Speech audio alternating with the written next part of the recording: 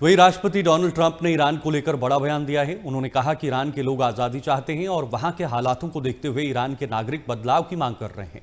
Trump ने कहा उन्हें अगर मौका मिलता तो वो ईरान के तेल संसाधनों पर कब्जा कर लेते, क्योंकि यह देश के लिए अहम रिसोर्स है। इसके अलावा उन्होंने कहा कि ये किसी भी हालात में ईरान को न्यूक्लियर हथियार नहीं बनने देंगे। उन्होंने चेतावनी देते हुए कहा कि अगर ईरान ने नहीं माना तो अमेरिका उसके बड़े ठिकानों जैसे पुल, पावर प्लांट और अन्य महत्वपूर्ण इंफ्रास्ट्रक्चर को निशाना बनाया जा सकता है। ये अमेरिका के राष्ट्रपति ट्रंप का कहना है कि लोग वहां पर आज़ादी चाहते हैं।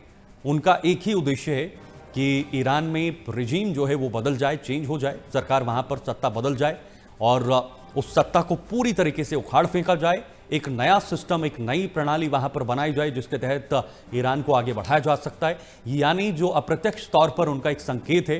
कहने का मतलब यह है कि जो ट्रंप के हिसाब से, जो ट्रंप के इशारों पर चले, वो सरकार, वो रिजीम वो ईरान में चाहते हैं। और इसका नमूना हमने एक युद्ध से पहले देखा था, जब ईरान में बड़े पैमाने पर लोगों ने आक्रोश जताया था। कई लोग सड़कों पर थे और वो कम से कम 20 से 25 दिन का एक लंबा वो प्रदर्शन चला था। हालांकि उसमें कई लोगों की मौतें भी हुई थी, लेकिन सत्ता बदली नहीं। उसके कुछ ही समय के बाद एक रणनीति तैयार की गई इजराइल और अमेरिका की तरफ से और 28 फरवरी को पहला हमला किया गया। तब से लेकर आज तक तीनों देशों के बीच जो ये जदोजहद है, जो कश्मकश है बयानों की और सेना के वार की, वो भी लगातार देखने को मिल रही है।